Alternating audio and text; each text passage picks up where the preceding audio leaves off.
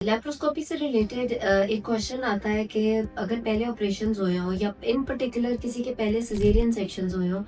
तो उसमें open surgery बेहतर रहेगी या लैप्रोस्कोपिक सर्जरी।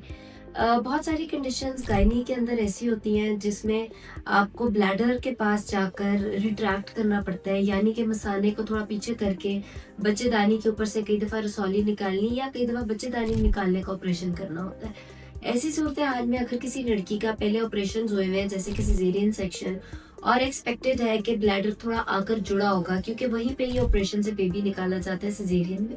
और अगर ब्लैडर आकर जुड़ा होगा तो ये एक मिथ है कि लोग समझते हैं कि शायद ओपन सर्जरी में इस ब्लैडर की हैंडलिंग ज़्यादा नज़र आएगी या ज़्यादा सेफ रहेगी एज कम्पेयर्ड के वही प्रोसीजर लैप्रोस्कोपी के लिए हो। तो इस मिथ को मैं बिल्कुल क्लियर करना चाहूँगी कि लैप्रोस्कोपी में क्योंकि एक मैग्नीफाइड व्यू आता है, यानी कि कई टाइम्स आपको ज़्यादा नज़र आ रहा होता है, इसलिए आपको ब्लैडर और यूट्रस के प्लेन्स बड़े क्लियरली नज़र आ रहे होते हैं। इस वजह से लैप्रोस्कोपी के लिए ये सर्जरी बहुत बेहतर होती है। इन प्लेन्स में जाके बहुत सेफली ब्लैडर को पीछे किया जाता है, और इस वजह से ना सिर्फ ब्लड लॉस मिनिमम होता है क्योंकि आप सही प्लेन में काम कर रहे होते हो, ब्लैडर बिल्कुल सेफ रहता है, और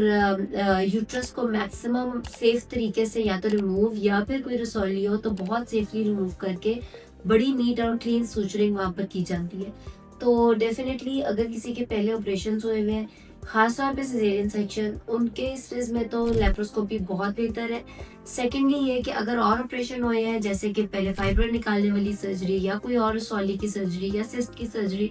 उन केसेस में भी लैप्रोस्कोपी ओपन सर्जरी से ज़्यादा बेहतर ऑप्शन है, क्योंकि उसमें भी क्योंकि मैग्नीफाइड व्यू होता है, कम ब्लड लॉस हो रहा होता है, आपको प्लेन्स बहुत क्लियरली नज़र आ रहे होते हैं, और जब आप प्लेन्स में जाते हो तो ब्लड लॉस भी नहीं होता और बाद में पेशेंट को पेन भी नहीं होती। इसलिए definitely laparoscopy world wide recommended है उन केसेस में जिसमें पहले ऑपरेशन हुआ।